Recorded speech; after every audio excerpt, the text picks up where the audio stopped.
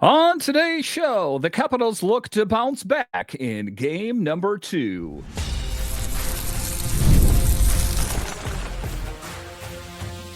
Your Locked On Capitals, your daily podcast on the Washington Capitals.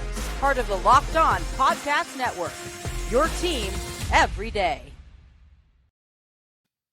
Well, hello and welcome into this edition of Locked On Capitals, part of the Locked On Podcast Network, your team every day. My name is Dan Holme. I've covered the Capitals for the last 3 seasons for Locked On and various other outlets before that.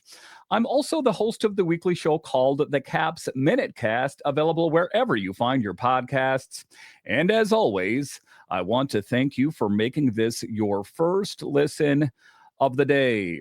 This episode is brought to you by Monarch Money. Take control of your finances with Monarch Money. Use code LOCKEDONNHL at monarchmoney.com for 50% off your first year. So in this edition of Locked On Capitals, we talk about the Capitals as they prepare to bounce back in game number 2.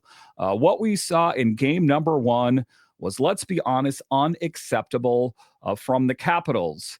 You saw the shot differential and the disparity between the Carolina Hurricanes and the Capitals. What needs to change so the Capitals can win game number 2? A bit later, I'll talk about pressure, physicality, and possession.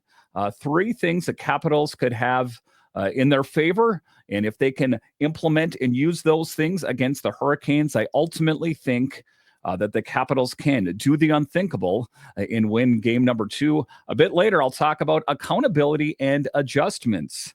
You take a look at the play and what we saw out on the ice, and I think that accountability, just like everything else in life, is very important. How do the Capitals hold themselves accountable, and what adjustments need to be made before game number 2? But just to get it going here, talking about game number 1, outplayed and outpaced. And at the end of the day, I believe it was a wake-up call for the Capitals.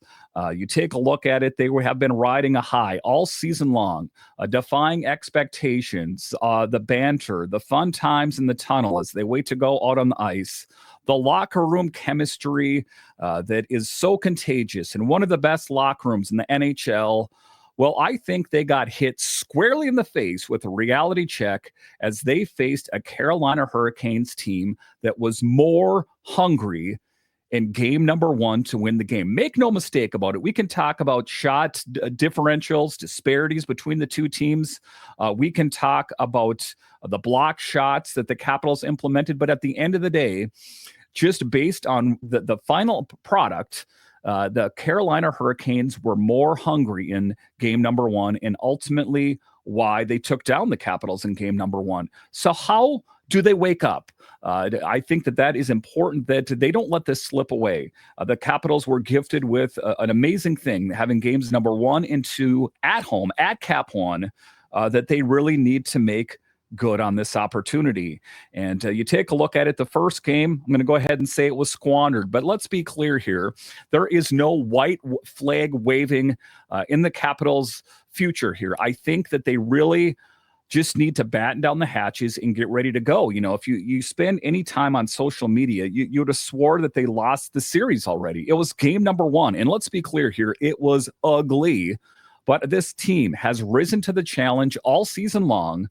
I don't think this is going to be any different. I think it is going to be a lot more difficult than the Capitals have seen. Maybe they've had a rough game here or there. But this is a series of games against a really tough opponent. The Capitals need to dig deep.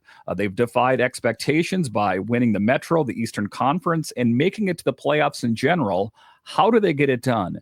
So that is what we will dive into in this first segment. But that's what I'm going to call it, a wake-up call for the Capitals. We're diving deep into the Capitals' 2-1 OT loss to the Hurricanes in game 1 of the Eastern Conference second round. And, sometimes you look at a team and you kind of just look at it kind of like a homer, like, yeah, the Capitals are going to do it. They're going to win a Stanley Cup. It's going to be easy. It's not easy. And to win the Stanley Cup when it's done, the premier prize in the NHL, you are battle tested. You are the very best team. And, that sounds like not too novel of a thing to say, but just everything that goes into winning a Stanley Cup, it is a season of hockey done the right way, ups and downs. And the Capitals, to be clear here, didn't have a whole lot of downs during the season. I guess towards the latter part of the season was the low point for the Capitals, but all things considered, the trajectory, the vibes surrounding this team have been really good. That this is the first time in the 24-25 season that I feel like they've faced extreme adversity. I think that the Canadiens, I think that they were, a tough opponent, but they were nothing compared to what I think the Carolina Hurricanes are going to throw at the Capitals. And to be clear here, game 2, I want that pushback, but if they play like they play in game number 1, it's not going to be that case. They need to dig deep. And the veterans, the leaders on the team need to dig deep. You saw Alex Ovechkin, and, other than, his 2 big hits that I recounted in yesterday's show, we need to see more offensively. We need to see more from the top line. We need to see more from the top 6 for the Capitals. Let's start with the numbers. If you want, just taking a look at it, tell a very different story than the score suggests. You take a look at the final score, you would think to yourself, that was a pretty good close game, a tightly contested match, 2-1. Not the case. Carolina absolutely dominated the pace and flow, outshooting the Capitals 33-14 and posting a staggering 94-34 edge in shot attempts.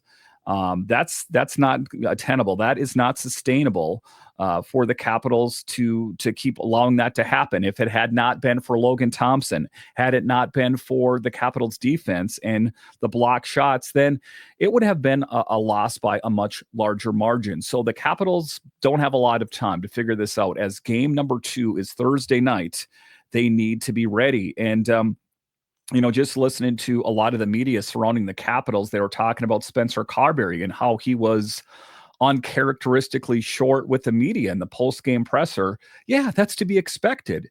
You take a look at it, the low moment in your week. Could you imagine someone, putting a microphone in your face and saying, hey, you screwed this up. How are you feeling about this? How are you feeling about that?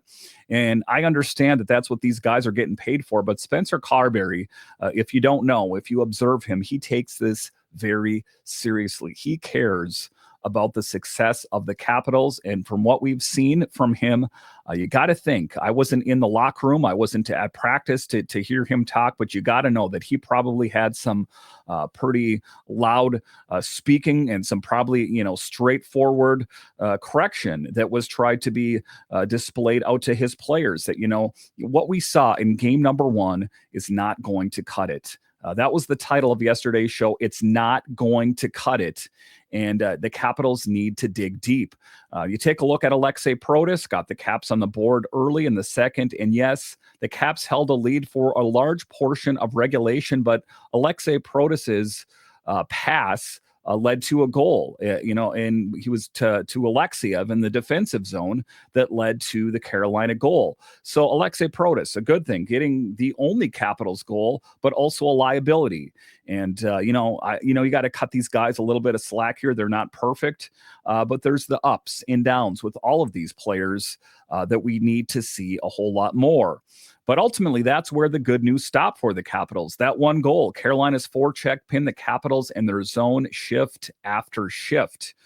And that's one of the things I talked about in yesterday's show, is it felt like the Capitals were on the PK for large swaths of the game. Like they were constantly in their end and they didn't have a way of clearing it out of their own end. That's the thing. The Capitals are going to need to control the pace in this game much better than they did in game number 1. And I don't know if it's going to be that easy of a thing to do. I know that this team historically has found a way to dig deep, but, there's not a lot of time in between games to try to figure it out. I hope the Capitals don't squander another opportunity. Of paramount importance is playing that 60-minute game that has been spoke of all season long.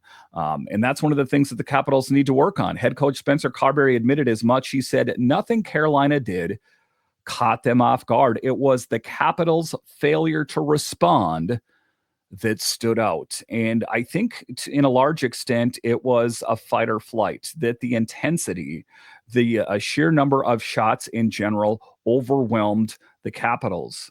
You take a look at what they did in round one, playing at Bell Center, a more physical match that they found a way to overcome. This isn't a loud building, but this is a very aggressive Hurricanes team that they're going to have to adhere and adapt some of what they learned in round one, that it was a loud building in one case. In this case, it's a really good hockey team that you just got to lower it down a little bit. You can't let your emotions run high, and you just got to kind of stick to the script that got you in this position in the first place.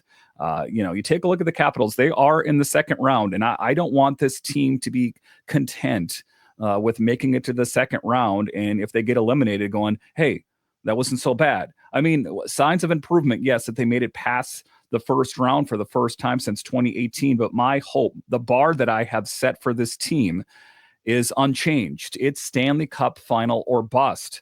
I think that all that they have accomplished throughout the season, I don't want that to be evaporated in a moment. And when I say a moment, a series that I think the Capitals can dig deep and win.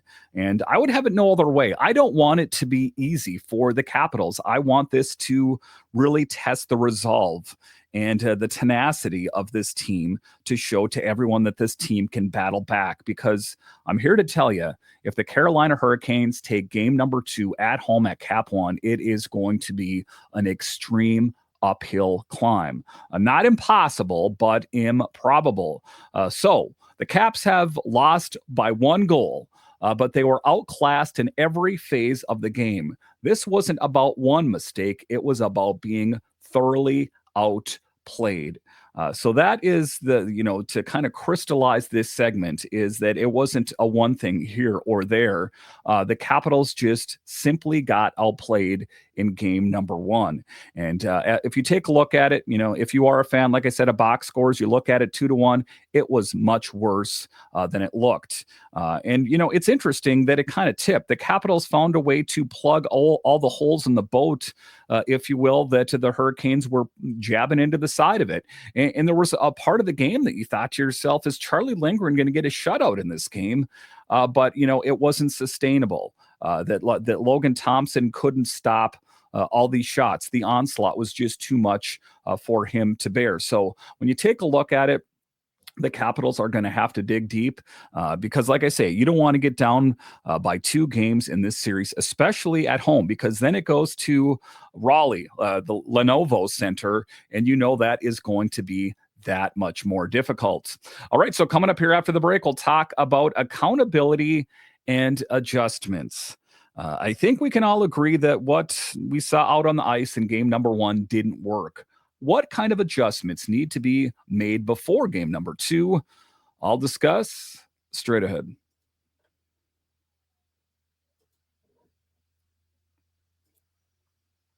You just realized your business needed to hire someone yesterday. How can you find amazing candidates fast, easy?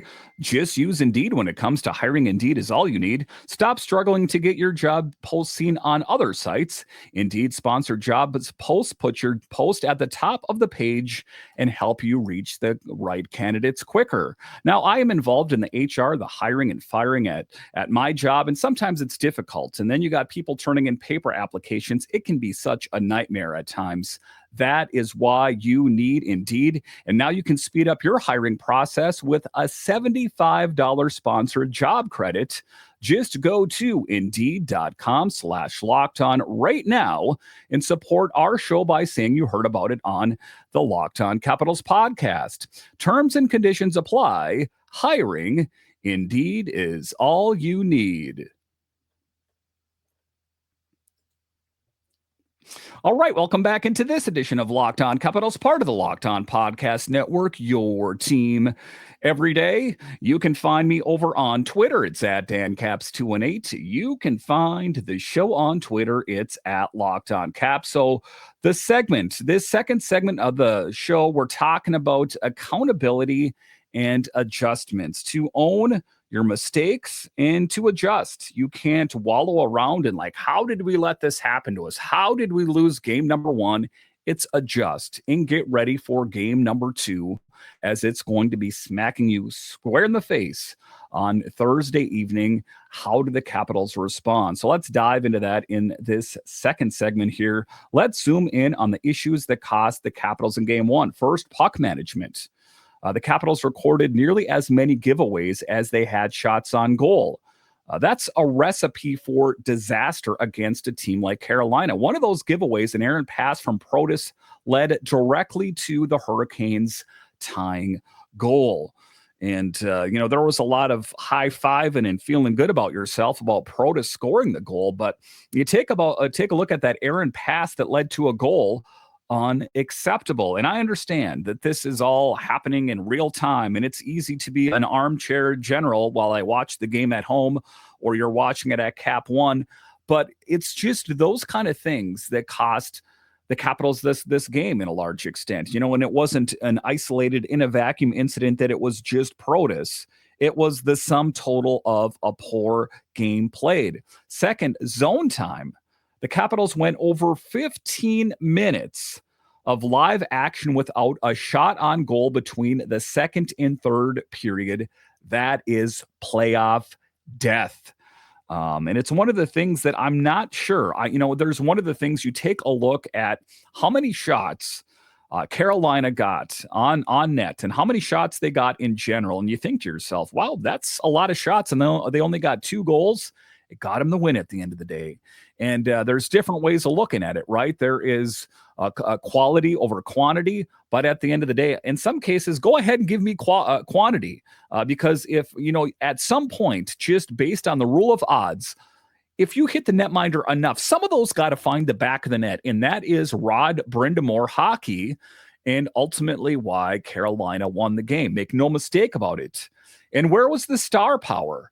Alex Ovechkin finished with just 1 shot on goal, his lowest total of the postseason. That is concerning to me in a large part. You saw an engaged Alex Ovechkin in round number 1, putting up 4 goals. Where's Alex Ovechkin? Is he sensing the momentum, getting vacuumed out of the room, kind of like he did in the first round last season, as you saw what appeared to be a disinterested Alex Ovechkin last season in round number 1. Where was he? And one of the things is that Alex Ovechkin was dishing out some big hits in the second period that led to some opportunities, but we need Alex Ovechkin to do what he does best and score goals. Be a great leader as well. You are the guy. This is your team. You have the remainder of this season and next season, and then you're off to the great unknown.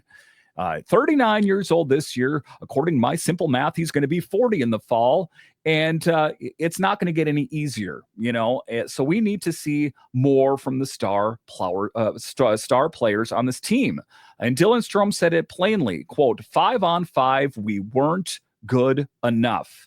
And if there is one guy that cares a lot, is Dylan Strome. He has been a key contributor all season long, but we don't need that to just be lip service. I want to see that in action. We need to see Dylan Strome engaged as well. You did see some jostling of the lineup there a little bit, as it was Beauvillier playing on the first line and Protas playing on the fourth line. But then when it went to OT, you saw that change where Protas went up to the first line. I would expect to see that in game number 2 as well, as Protas has the numbers to back him up in a vacuum, in a small snippet size that Beauvillier has been good. But he's only been here since the trade deadline. All things considered, has been pretty good. But pound for pound, I think Protas puts the Capitals in a better position. The physical edge was missing too. Carolina out-hit the Capitals 44-31. Now hear this, Capitals. I'm talking to the players. I'm talking to the fans. One of the strong suits of this team is physicality. That is what we need to see from this team, is lean into your strengths. You saw a tremendous amount of restraint from the Carolina Hurricanes not wanting to get involved physically with the Capitals because, there are some tougher guys on Carolina. The Capitals have much tougher players. You need to finish your checks. You need to do what you need to do to rattle the cage of the Carolina Hurricanes. Like I said, in the second segment, Ovechkin laying out the big hits. That's good, but we need to see more of that. But it's a fine line between, those kind of hits and those kind of hits that lead to penalties. They got to be clean hits. They got to be finishing the checks. I don't need to explain it to these guys. They know what they're doing. It's just really leaning into a physical game. Like I said, I vacillated back and forth about a skilled game versus a physical game. I don't think the Capitals are going to win round number 2 exclusively as a skilled team. Now, to be clear here, you have to have the best of both worlds. You need the physicality to kind of soften your opponent a little bit, and then you need the skilled players to come in. It's like when one country invades another country, they don't generally just send the troops in. They send a bunch of rockets in first to kind of soften the targets. That's what we need from the Capitals as well. We need the big rigs out there to soften the targets, just pound their D, like Paul Maurice said, and good things will happen. If you didn't see that short video out there talking about Paul Maurice saying, pound their D and they won't have nothing left in game number 7. It was one of those things that really resonated with me, the fire in the belly of Paul Maurice. That's what they need to do, is just totally pound the Hurricanes so they have nothing left. Tom Wilson, go out there and do Tom Wilson stuff. Duhaime, those kind of guys, lean into your strengths. I would like to see Dylan McElrath in there, but I get it, a bit of a liability. That is what we need to see. Not just physical, not crazy, but skilled and physical. That is the big thing. Carbery acknowledged the lack of execution and said the team will simply need to simplify things for game 2 with a clear plan. Yeah, a plan would be a good thing. And, things that worked for you during the regular season, they didn't work in game number 1 of the second round. I'm here to tell you. So if you need to adjust, I know Spencer Carbery can do that. He has done that all season long. You see the Capitals drop in the first game of the regular season. He was already juggling the line pairings and Ds. So that is what needs to happen, is make some changes and see if it works. I told you what I think. I think you need to lead with a physical edge in this series because the Capitals have the advantage physically. And then once you weaken them a little bit, that's when you go in and really deliver. I think that is the recipe for success. So the answer to this segment, game 1, wasn't about Carolina being brilliant. It was about the Capitals failing short in execution, effort, and identity. The solution starts with accountability. We need the guys that put the Capitals in this position right now to do those things. Again, it's not like every team makes it to the playoffs and, hey, we made it here. The Capitals got in the position that they're in right now because they're a skilled team. They need to dig deep into that skill set that got them here in the first place.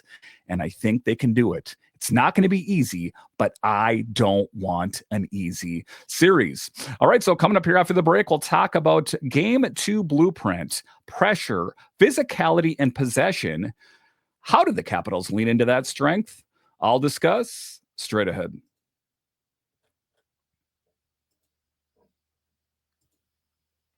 Ever check your bank account and wonder, where did all my money go? Between dining out, online shopping, and entertainment, it's easy to lose track. That's where Monarch Money comes in, your personal CFO, giving you full visibility and control over your finances. Monarch Money isn't just a budgeting app, it is a complete financial command center. You can track all your accounts and investments and spending in one place, so you stop just managing your money and start building wealth. When I started using Monarch, I realized how much I was spending on food delivery.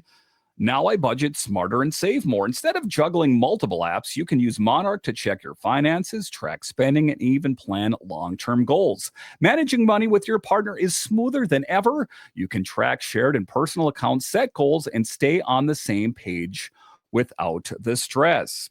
Take control of your finances with Monarch Money. Use code LOCKEDONNHL at monarchmoney.com for 50% off your first year. That's monarchmoney.com, code LOCKEDONNHL for half off your first year.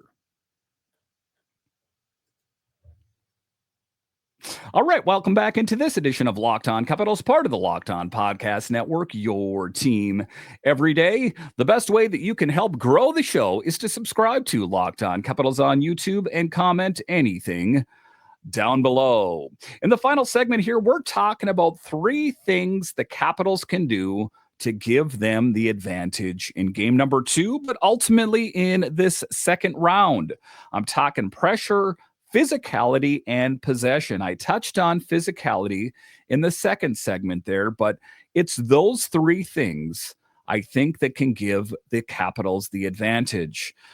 Again, it's the highs, it's the lows of this team this year. And to be clear here, like I said, it's been primarily highs, but one, and my, oh my, you think the sky had fallen.